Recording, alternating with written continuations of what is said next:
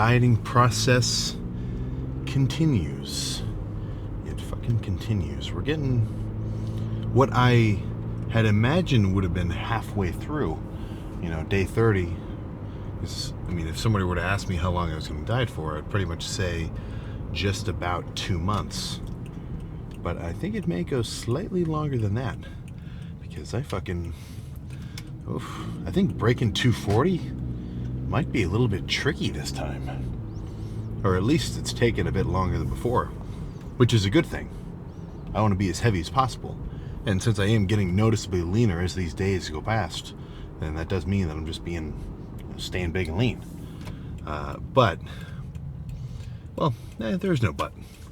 All I'm really trying to say is I'm fucking heavier than I've ever been at this body fat. And I'm excited to see just what nooks and crannies and veins and striations are hidden beneath.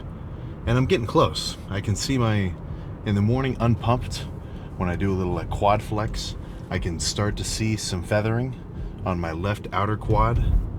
That one always has the most pronounced feathering for me, which I'd say in about a month will be much more noticeable, to the point where if I'm in cool lighting and I do a little quad stomp, the outside of my left quad should look fucking nuts. But still rocking the 2,700 calorie max, which is relatively steep for sure. My maintenance calories at 250, when I was bulked up. When I was bulked up, it was more like 260. But that's kind of an artificially inflated weight, because when you're full of food, you've got an extra 5 pounds of just carbs and water on you at all times. But right now, my maintenance calories are totally, upwards around probably high 3,000s. Probably high 3,000s, maybe high to mid 3,000s. So I would guess that, limiting myself to about 2,700 per day is putting me at about a 500 to 700 calorie deficit. Which, if you have a long way to go body fat loss wise, the steeper of a deficit you can maintain, the better, because that means that every day that you're let's just say quote unquote under eating, where you ate 500 calories below maintenance, then that's pretty much 500 calories of fat which you have just now burned for energy. So I think it's just because for me, I'm a little bit more comfortable being in kind of a hungry state.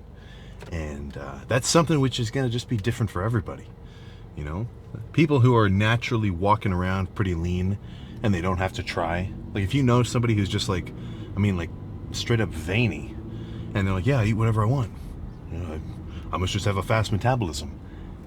Not the case. They don't just have a fast metabolism, even if they do from being an active guy. They really just have a low appetite.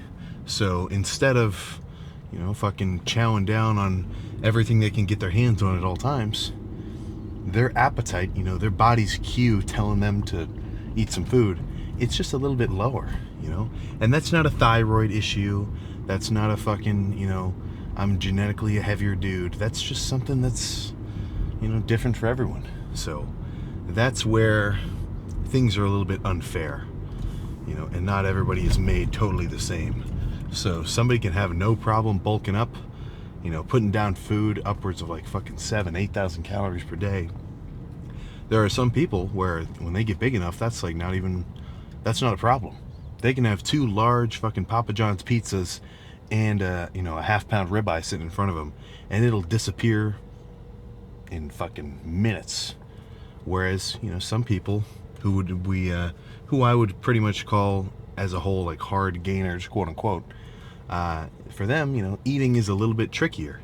It takes a bit more effort to really kind of put food down. And usually, if you're one or the other, that means that you have an easier time with the opposite. So for me, I've got a pretty easy time dieting. I'm never going to jump off my diet. And I think that it also helps that I count all my macros, so I'm allowed to have some treats.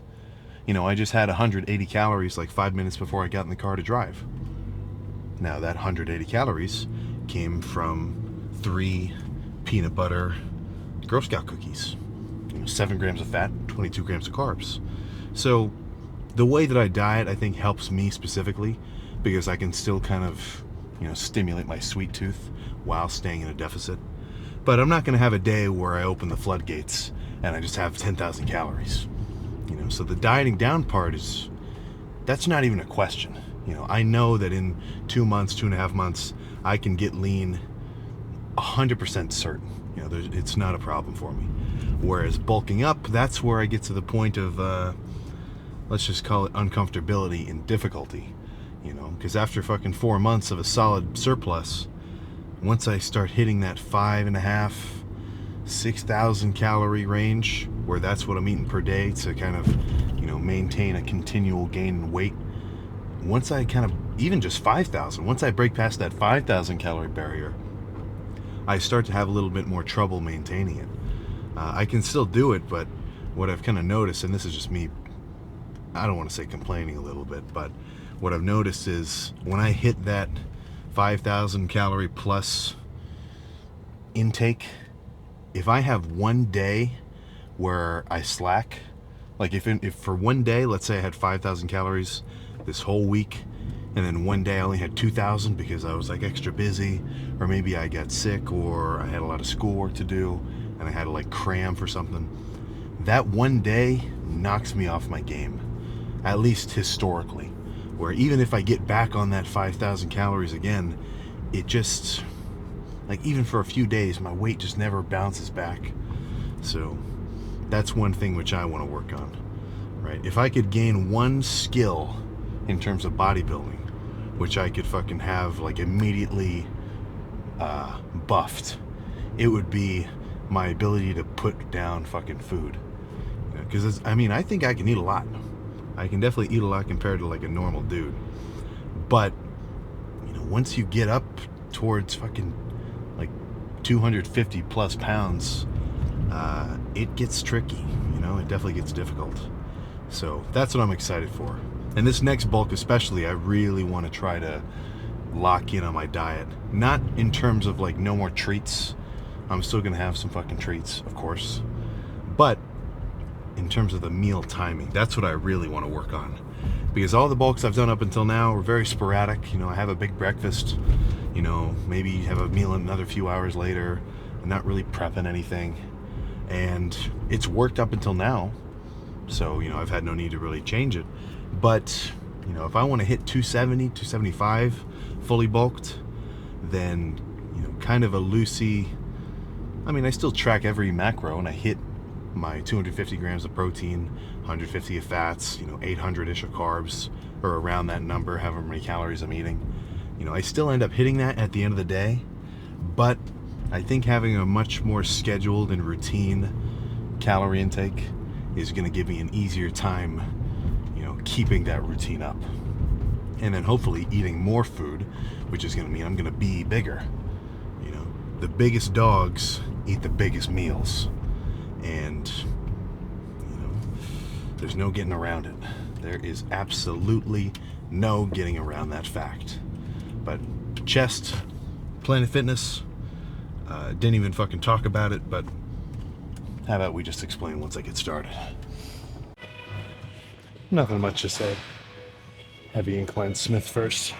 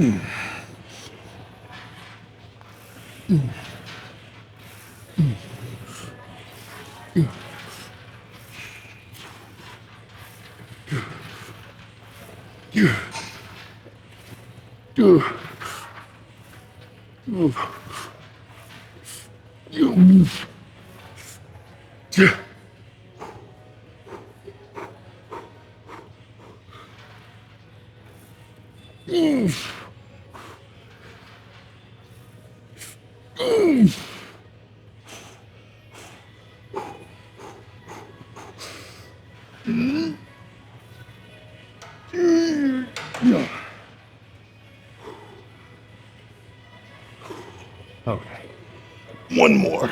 Same style.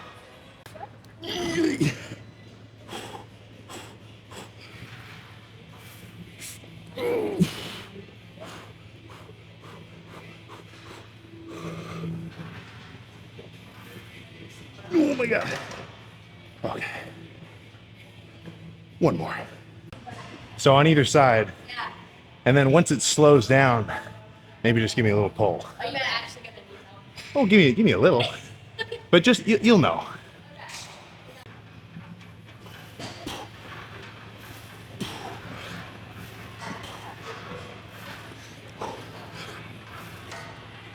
You got it. Let's go. Let's go. All right, maybe help on these. Okay. Right pull. Oh yeah, perfect. Woo! One more. Let's go. Oh, Woo! thank you. All right, I think a nice set of sort of bent over heavy cable fly should be perfect. I feel like I'm kind of spoiled right now. A lot of the gyms that I've been going to don't have wide cables like this.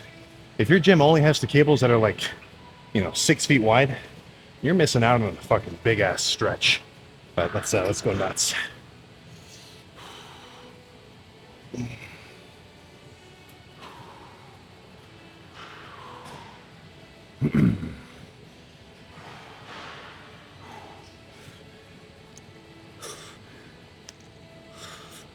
Yeah.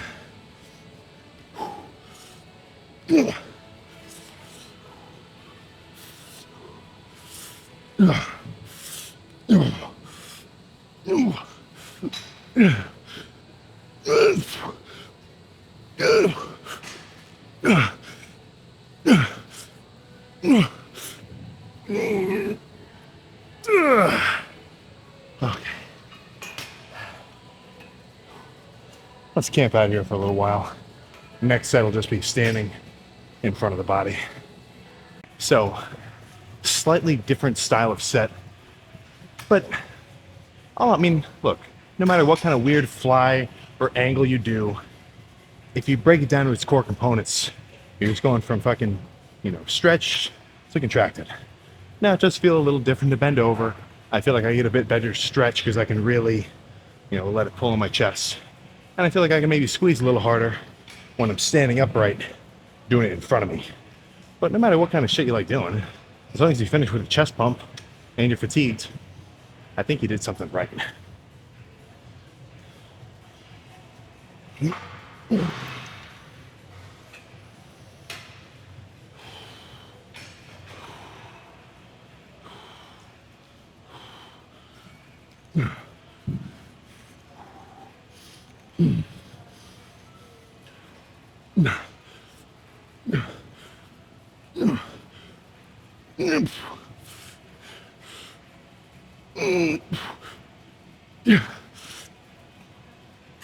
Okay.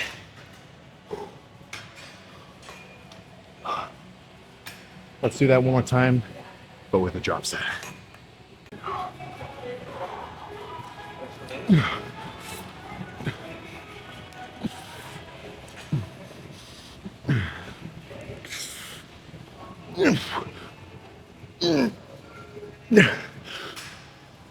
Okay. Let's drop it. 50 to 30.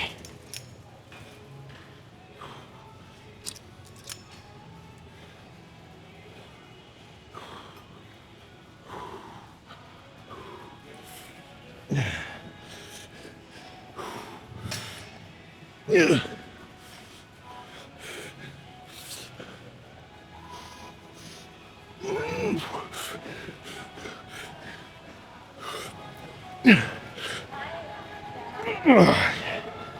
Okay.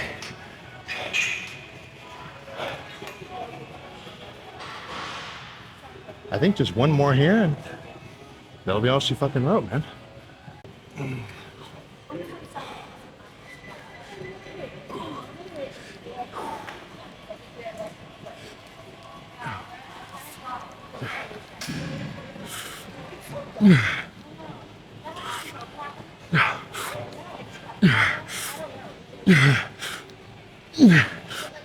Okay.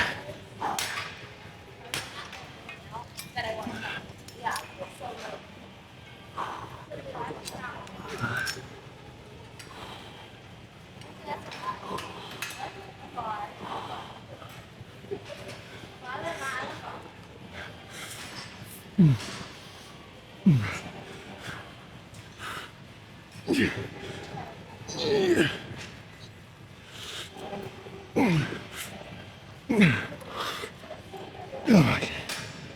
Okay. Let's go post down and discuss. Do not fret. There's nobody changing right now. But yeah, look, it's probably in your best interest to have a posing spot outside the locker room. But since it's a chest day, you can't go shirtless in the Planet Fitness. Come on, that's nuts. But let's see how we look. So this is day 27? Day 27 of dieting down. Starting to notice. Definitely in the midsection. I mean, those are way more lines than a month ago.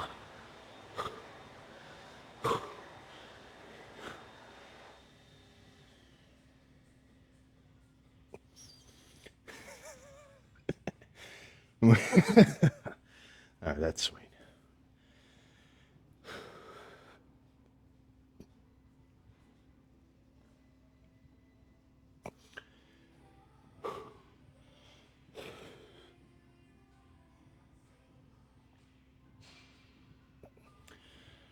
Holy crap, dude. I'm fully pumped and I'm fully fucking out of breath. So I think I'll just run through a couple more and then that'll be pretty much the end of it.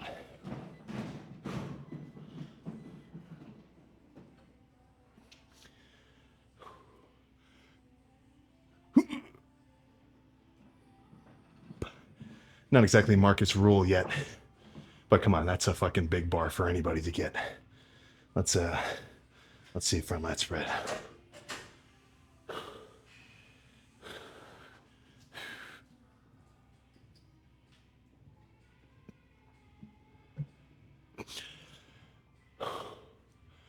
Well, pumped, looking sweaty. Let's roll. Good day though. That only took me like 30 something minutes.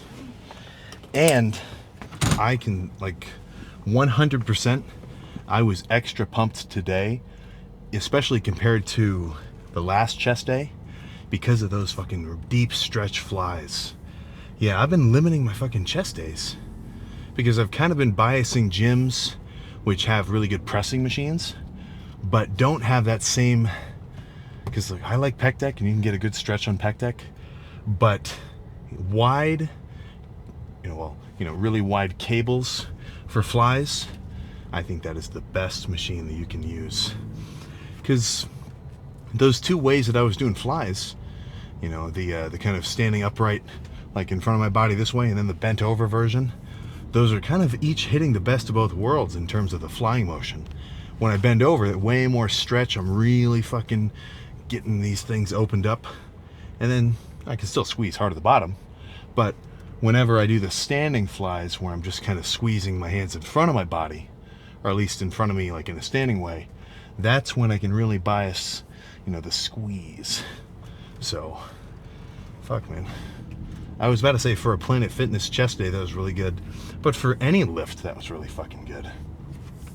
And one thing that I also noticed, which I'm being a bit more careful with now, is not getting so nasty with a set if I know I'm not ready for it. So that first set of 315, I was going a touch extra slow compared to normal, or compared to what I usually do, because I could tell I still wasn't really in the groove, even though I had already warmed up a little bit in the cables. And that second set and that third one felt way more natural, because I could actually, kind of have some pre-built up muscle activation for the first one. I was just saying this yesterday for legs. My quads still feel big and fucking strong on squats, even after, a set or two of hard leg extensions. Because not only did I do, a hard set of leg extensions, which did some damage to my quads, but that set also served to kind of stimulate and really get my quads firing, so that once I moved on to a heavier set, they still felt nice and, big and strong. So, am I concerned with the fact that I only did 2 exercises? Just incline bench or incline Smith, followed by Was that just 3 or is that 4? 4 sets of cable flies, with 2 of them being drop sets. No, you don't need to do 100 fucking movements, man. Right? I could, if I wanted to, for whatever reason, have done a set of, not at this gym because the dumbbells don't go heavy enough, but let's say that I had 3 good machine presses at my disposal. Maybe I start with incline Smith, and then I do a working set of incline dumbbell, and then I do a working set of, like, incline machine press.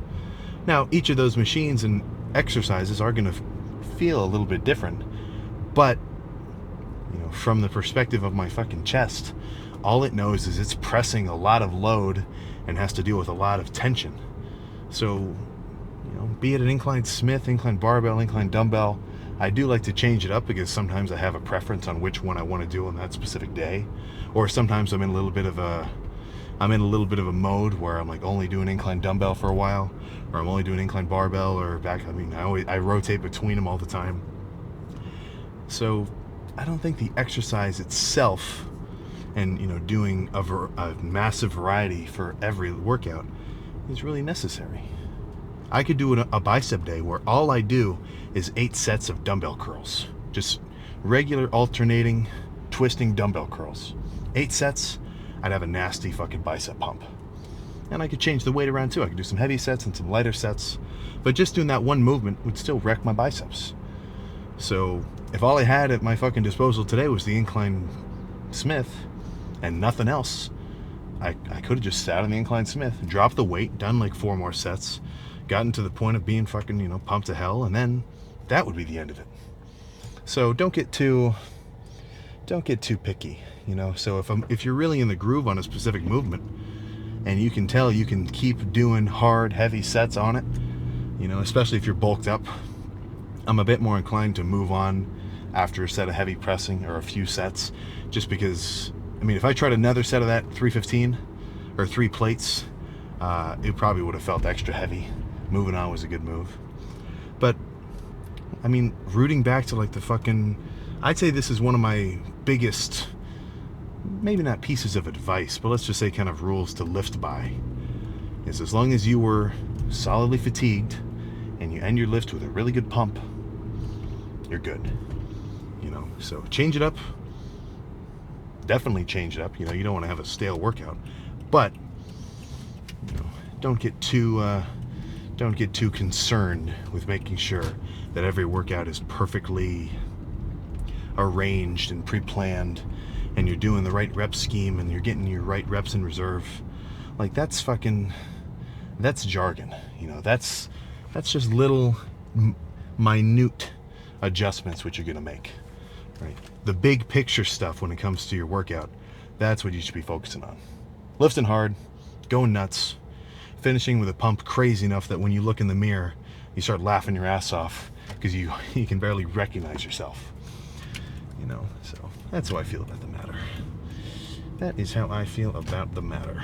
But really good chest pump, and honestly, fucking all my torso pumps, be it chest, back, arms, shoulders, they're all going to continue to get fucking crazier because as I diet down, the small bit of fat on my waist, because I'm grabbing my, it's stupid to say I have love handles, but I'm grabbing the fat at my sides right now, even when I flex my abs, and I can get a fucking good handful. Or, well, let's say I can pinch a solid amount. So once that starts to thin out, and my waist, literally, like if it's this wide at my body fat right now, when I'm extra lean, it's gonna go down to here, which may only be a minute change. It's not drastic. My waist is not gonna shrink in half. But that minute change to, our human perception, and when I look at myself in the mirror with a fucking big ass arm, chest, back pump, shoulder pump, whatever, that small change to your waist shrinking down will make your fucking upper body way bigger. Just, to your eyes, of course. It's not just gonna grow. It's not magic. But your perception will make it look that your upper body is fucking bigger, So, another positive of being on the leaner side of things. But that is only if your diet serves a real life fucking purpose for you. relative to your fucking goals. So if you want to bulk up, if you want to grow, if in a few years you want to be considerably bigger than you are right now, then I don't advise that you stay cut for too long. When you're dieting down, not even when you're lean, but when you're actively dieting down at no matter what body fat percentage you are, your weight training progression and your muscle growth progression is pretty much cut to zilch. That is, if you're not like a total beginner. You know, if you're a complete beginner and you start working out in a deficit, you are going to build muscle just because you got the newbie gains effect. But if you're a year and a half in, you've been consistently training, if you're eating in a deficit, you will not build any noticeable amount of muscle. So if your goal, you know, if you can imagine yourself in the future like 10, 20, you know, however many pounds heavier of muscle that you want to have, then whenever you're dieting down, that is a brake on progress. That is you hitting the brakes on that muscle growth effect. Now you have to do that every so often, at least if you're into the bulking and cutting method, which I employ, is, you know, I bulk up, I gain a specific amount of, I gain a certain amount of muscle and fat, and I get to the point where I just can't bulk anymore. You know, plateaus are real. So I say, okay, let's take a step back. I'm not growing consistently. I can't eat any more food, at least not in any reasonable way. So 2-month dieting phase, reset my system, get myself ready to start fucking bulking up again. You know, if I'm an Indy 500 car, I can only do so many laps before I got to come back to the pit, get everything back in working order, and then, you know, flooring it. Which, that's actually not the worst analogy. So if that's you, you know, when you imagine yourself big and lean, don't get too obsessed about the lean part. That's later, right? You're building a fucking car from scratch, or, well, not from scratch. You know, you didn't. You kind of already had your body to begin with.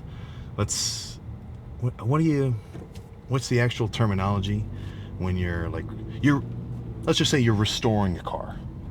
You know, you got to start with the body work.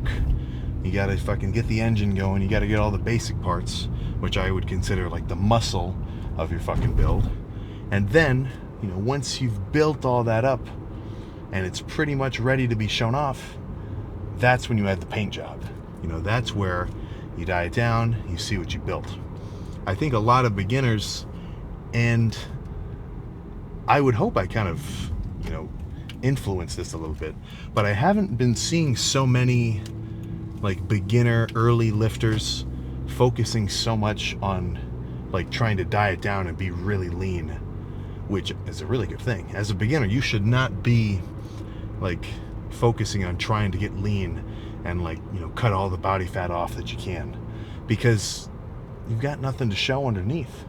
You know, as a beginner, that's when you need to make the most use of your time and your newbie gains potential to slam some weights hard, eat all your fucking, you know, quality protein, be in at least maintenance, if not maybe a slight surplus, and then, you know, get your engines fucking revving. So I've been seeing a lot more. I think that the bulk to 200 pounds mandate from like the first one of these videos has had an effect, which is fucking crazy cool for me. But yeah, you know, it just makes sense. You'd want to build something up first before you start to polish it. So that's what makes the most sense to me. Now, that's not so important for the beginner. You know, like I just said, at least eat in maintenance, because you're going to grow muscle as a beginner without a crazy surplus. You do not need to do a fucking dirty bulk as a beginner lifter. You know, just by working out and adding that stimulus, and, you know, you should hit your protein goals too. Just by doing those two things, not tracking anything else, you are going to start growing. But gains become more stingy over time. So the longer that you work out, you know, you'll get to a point where, okay, I'm not growing anymore. I'm going to have to start eating an extra few hundred grams of carbs per day. All right, I'm going to have to start really focusing on progressive overload and actually improving the intensity of my workouts as time progresses. Because if you do the exact same workout every day, and you eat the same diet every day, and you eat the same, you know, you get the same amount of sleep every day, then eventually you're just going to be the same guy every day. So if you want to grow, then something in that equation has to be in excess, which in 99% of all cases, if the problem is you're not growing, then you need to increase variable C, right? T plus S plus C. Training plus sleep plus calories. Usually increasing this calorie number is what's going to result in more body weight. And most importantly, more muscle. But I feel like I've said this a million times. So, kind of a quick one. Solid chest pump. Cardio in the morning, followed by back in the evening. That's all I got to say, man. So, I will see you tomorrow.